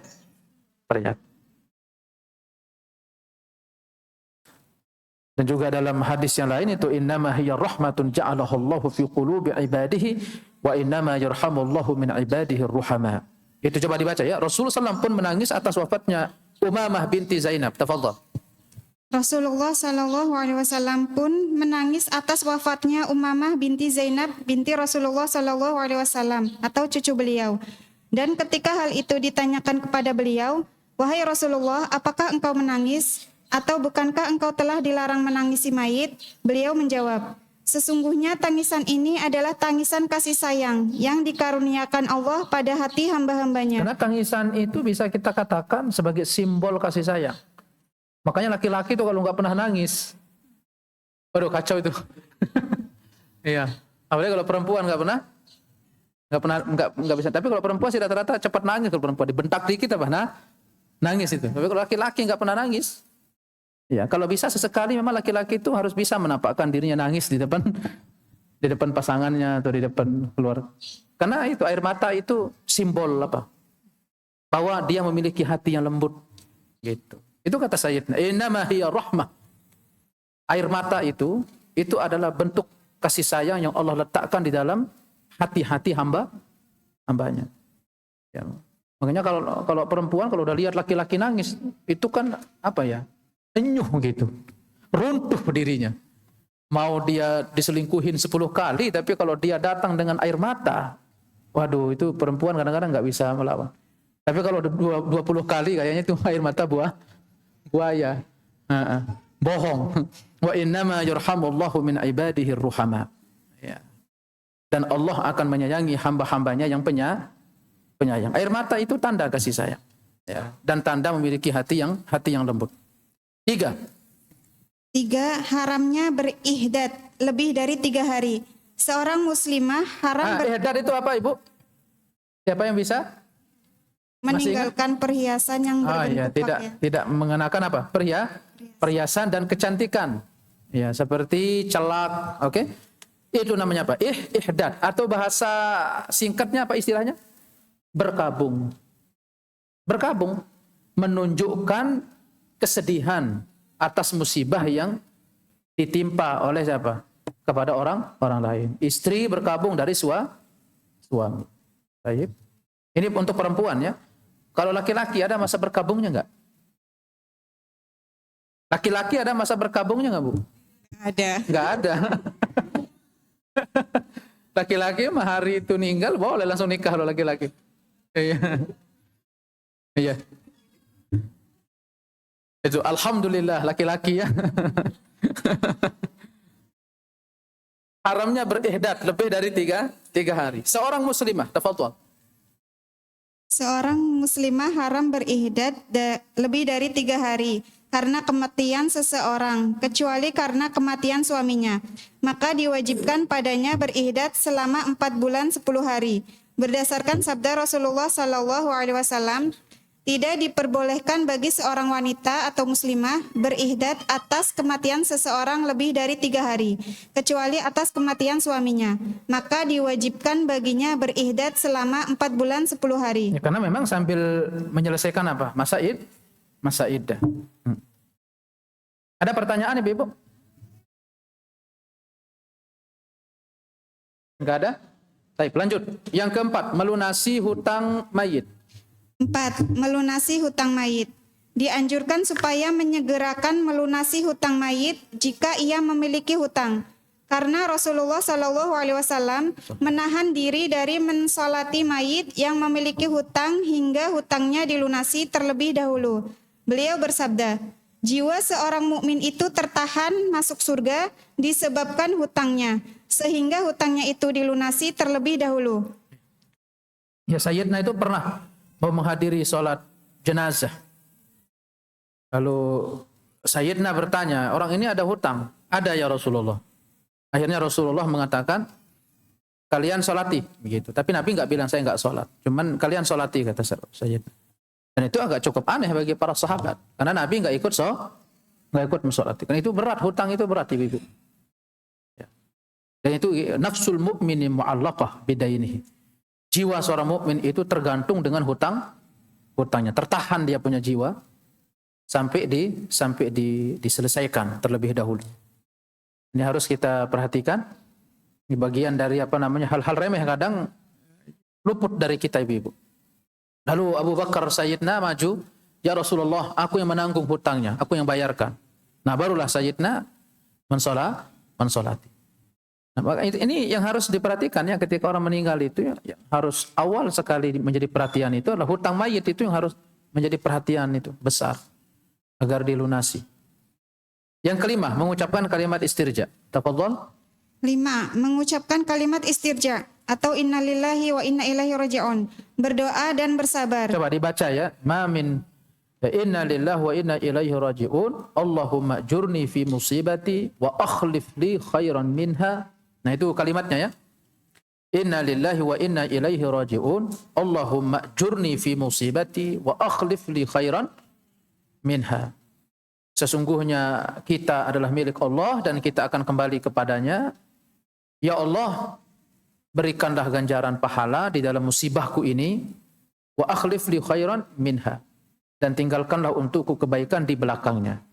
Lalu apa kata Sayyidina? Illa ajarahu Allah Ta'ala fi musibatihi wa akhlafa lahu khairan minha. Kecuali Allah akan kekalkan baginya pahala dan Allah akan letakkan bagi dia kebaikan di belakang musibah tersebut. Baik. Juga sabda Rasulullah SAW. Juga sabda Rasulullah SAW, Allah Ta'ala berfirman, tidak ada balasan bagi hambaku yang mukmin di sisiku ketika aku mengambil atau mewafatkan orang yang dicintainya dari penghuni dunia. Kemudian ia bersabar dan mengharapkan ganjarannya, melainkan balasannya adalah surga. Balasannya adalah surga. Ini momen-momen besar ini yang kadang-kadang kita terhajab dari penglihatan kita untuk itu. Untuk bisa memprioritaskan ya keadaannya dan juga bisa bisa menyibukkan mata dengan melihat ke arah situ. Tapi kadang-kadang kita terhajab dengan kesedihan yang terlalu dalam. Akhirnya lupa dengan momen-momen yang agung seperti ini itu bisa untuk sebagai jalan cepat untuk kita menuju surganya Allah. Orang yang tertimpa musibah kemudian dia langsung mengucapkan istirja dan bersabar, itu enggak ada balasannya itu illal jannah, kecuali surga. Wajibnya memandikan mayit. 6. Wajibnya memandikan mayit. Jika seorang muslim meninggal, baik orang dewasa maupun anak kecil, baik jasadnya utuh atau hanya sebagiannya saja, hendaknya ia dimandikan. Adapun jenazah seorang muslim yang tidak perlu dimandikan adalah orang yang syahid di medan perang, yang gugur karena dibunuh oleh tangan orang-orang kafir saat berjuang di jalan Allah. Hal itu berdasarkan sabda Rasulullah sallallahu alaihi wasallam. Janganlah kamu memandikan mereka, karena sesungguhnya setiap luka atau setiap tetesan darah mereka akan menebarkan bau harum minyak kasturi kelak pada hari kiamat. Ya, yang meninggal ya dimandikan. Dan itu bagian dari kewajiban kita, hak seorang muslim dari saudaranya. Itu kewajiban kita untuk melayani itu. Apa? Kewajiban. Memandikan, menguburkan, itu kewajiban. Baik. Kecuali kalau orang yang meninggal atau mati syahid. Ya, mati syahid. Ya, meninggal dalam keadaan apapun itu dimandikan. Baik dalam keadaan yang masih utuh atau mungkin seperti tadi disebutkan apa? Utuh sebagiannya saja, ya semampunya dan yang bisa dimandikan. Kalau enggak bisa dimandikan dalam keadaan-keadaan tertentu ya dengan cara yang disebutkan. Misalkan seperti laki-laki meninggal di tengah perempuan kan enggak mungkin dimandikan.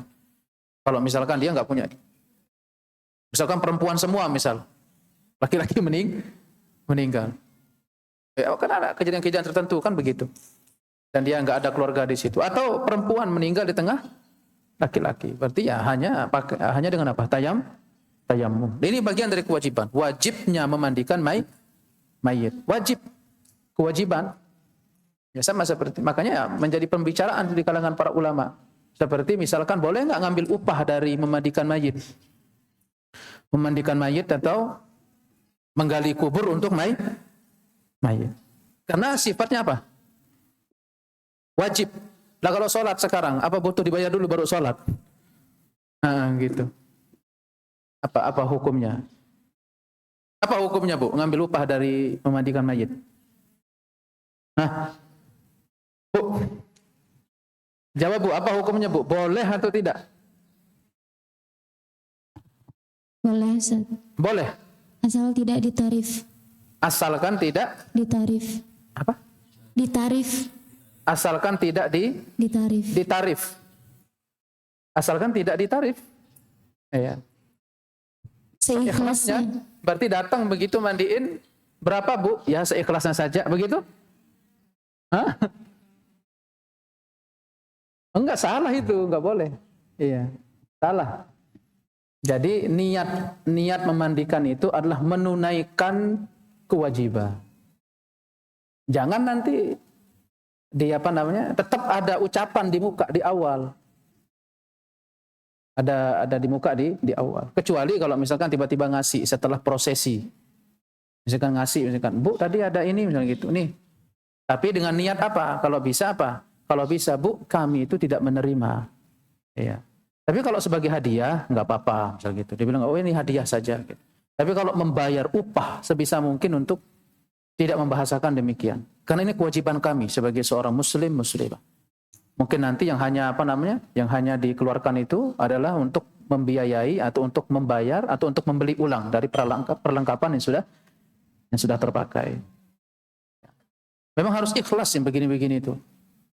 Harus ikhlas. Tapi kalau datang niat untuk mengkomersil kewajiban seperti ini, berangkat sedikit saja untuk nyari kerjaan dengan cara begini, itu lebih baik jangan yang seperti apalagi mungkin diproyeksi, apalagi kalau di beberapa nih di Kelapa Nunggal ini bahkan itu kata Imam Ibnu Abidin itu haram kalau sampai di muka dia sudah membuat paketan, apalagi di Kelapa Nunggal ini masih ada dan itu ustadznya lagi, inna lillahi wa inna ilaihi raji'un, dia dipaket gitu.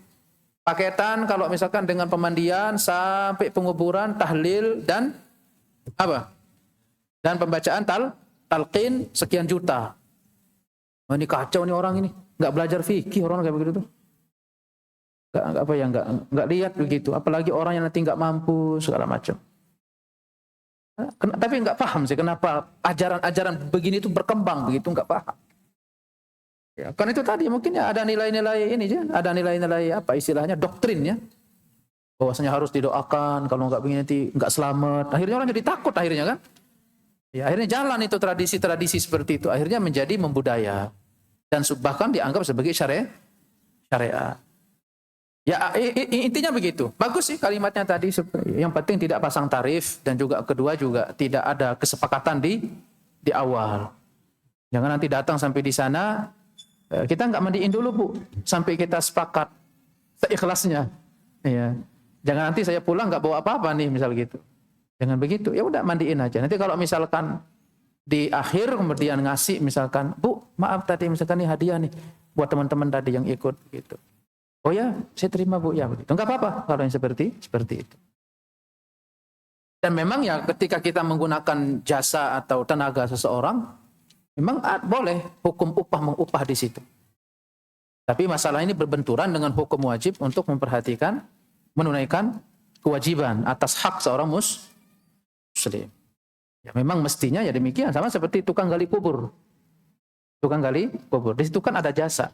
Di situ ada tenaga yang keluar. Secara hukum umum bahwa tenaga dan jasa yang keluar itu harus dibayar. Makanya nggak apa-apa. Yang penting tidak matok tarif tadi seperti apa?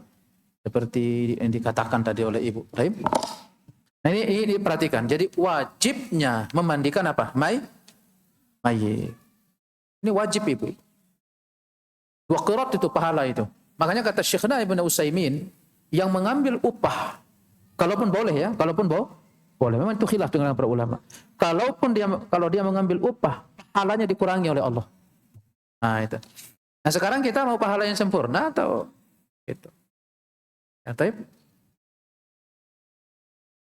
ya, belajar untuk apa?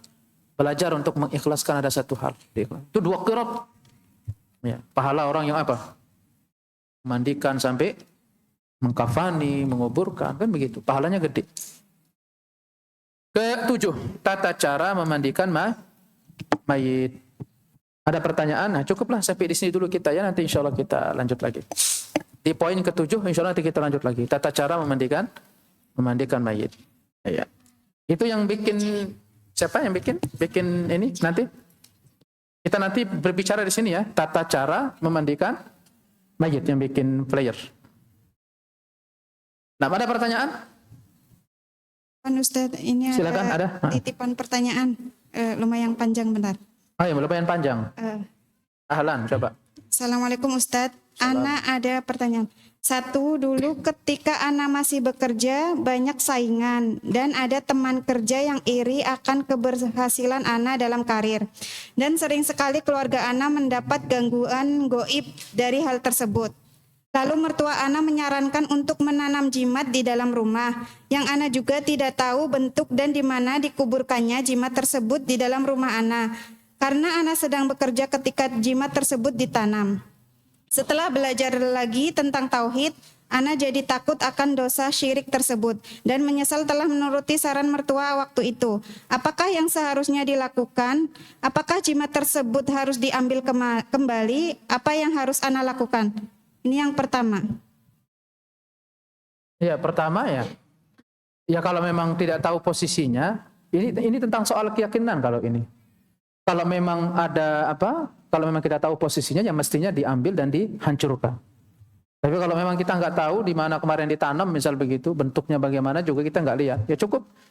Ya sudah, yakini dan imani itu apa? Kesyirikan dan juga kembali ke apa? Ke tauhid, meyakini itu tidak ada manfaatnya, itu tidak ada mudaratnya, kecuali kemudaratan dan manfaat dari Allah.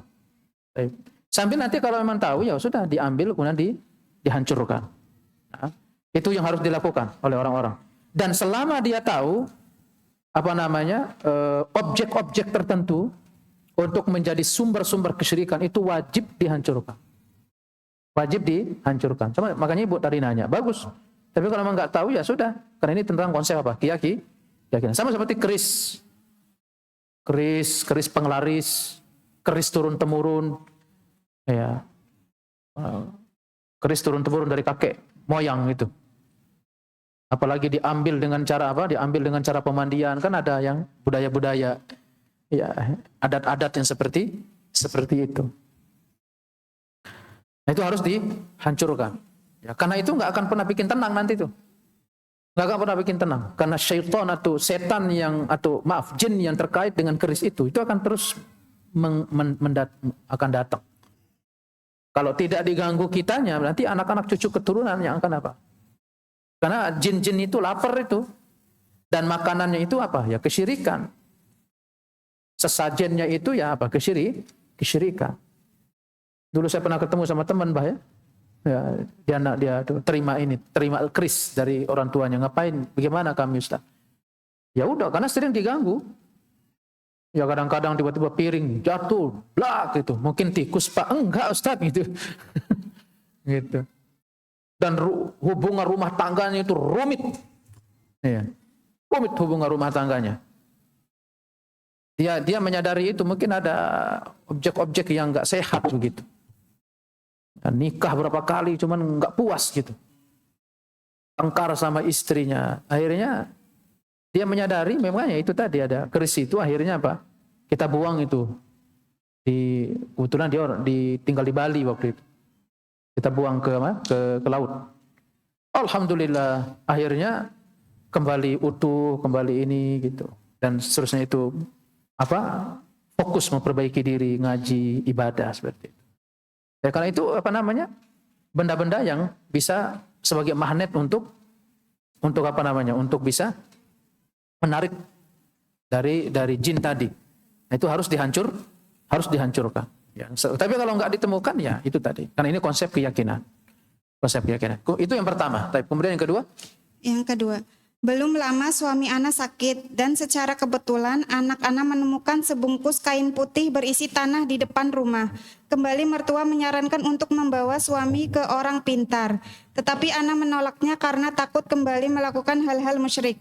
Dan penyakit suami masih bisa dijelaskan secara medis. Tetapi Ana malah dianggap tidak mau mengurus suami dan tidak peduli kesembuhan suami. Bagaimana Ana harus bersikap ya Ustadz? Karena pertentangan antara Ana dan mertua sedikit banyak juga mempengaruhi hubungan Ana dan suami. Syukron Ustadz. Ya, hubungan dengan keluarga, dengan suami itu kesampingkan dulu. Perbaiki hubungan dengan siapa? Ngapain sedih-sedih, takut begituan? Ya, tegas saja. Ya, ini syirik ini yang beginian itu. Kalau mau cara yang sehat, yang cara syar'i, ayo. Gitu. Kamu mau nanti mati dalam keadaan kita begini, gitu. Harus tegas. Ya. Kenapa kita selalu mempertimbangkan tentang perasaan orang gitu loh. Tanpa kita pernah berpikir tentang keadaan kita nanti di akhirat. Dan ini bentuk kasih sayang, cinta gitu. Ya, semoga Allah berikan kekuatan untuk ibu yang nanya. Karena ini berat memang. Apalagi tidak dapat dukungan dari keluarga ya. Dan itu ibu sendiri atau mertua gitu. Aduh, berat. Nggak paham gitu. Taunya itu tentang manusia saja. Tapi nggak ngerti tentang hak Tuhannya.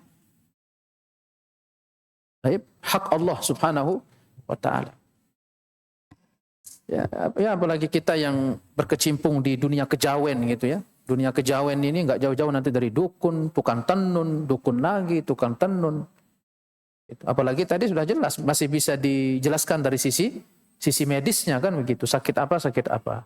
Nah itu tadi, karena kita itu terdidik dengan nilai-nilai yang memang ya banyak faktor ya, yang tinggal di sekitar kita nilai-nilai kesyirikan. Itu pentingnya belajar tauhid dan akidah, menumbuhkan keberanian untuk mempernyatakan itu. Ya, kesyirikan. Ya, selain memang ajaran dulu, agama dulu sebelumnya, nenek moyang kita Hindu, Buddha ya kan, yang nggak jauh-jauh dari situ, nggak jauh-jauh dari situ. Apa yang harus dilakukan ya jelaskan, ya jelaskan. Kalau mau ini kita pakai yang ini apa, dukun putih gitu, dukun putih apa, apa namanya? Nanti kalau mau kita ruqyah, kalau mau daripada jampi-jampi sama yang nggak jelas kayak begitu doanya begitu. Ini saya ada orang misalkan ustadz yang bisa begitu untuk meruqyah, silakan nanti bisa boleh gitu. Ya coba ditawarkan yang apa? Dukun putih ngelawan dukun hitam. Iya. Padahal juga itu tadi keyakinannya luar biasa ya sama perkara-perkara syirik seperti itu tuh. Baik, barakallahu fiik. Semoga Allah berikan kekuatan dan harus dijelaskan dan berikan solusi yang tadi. Untuk mau ditawarkan apa? Diruqyah. Ya, ditawarkan untuk diruqyah. Wallahu a'lam bissawab. Ada lagi? Sudah azan? Oh, udah azan. Allah. Astagfirullahaladzim. Udah lewat ya? Tapi yang hadir ibu-ibu, ini bisa kita bahas dulu. Insya Allah nanti kita sambung lagi di poin ke-7 ya. Cara memandikan mayit. Yang hadir semoga terus diberikan kesehatan, diberikan afiat dan selalu dalam keadaan baik-baik. Dan semoga kita bisa kembali bertemu di pelajaran berikutnya. Wallahu waliyun zalika wal qadiru alaih. Subhanakallahumma hamdika. Asyhadu an la ilaha illa anta astaghfiruka wa atubu ilaik. Assalamualaikum warahmatullahi wabarakatuh.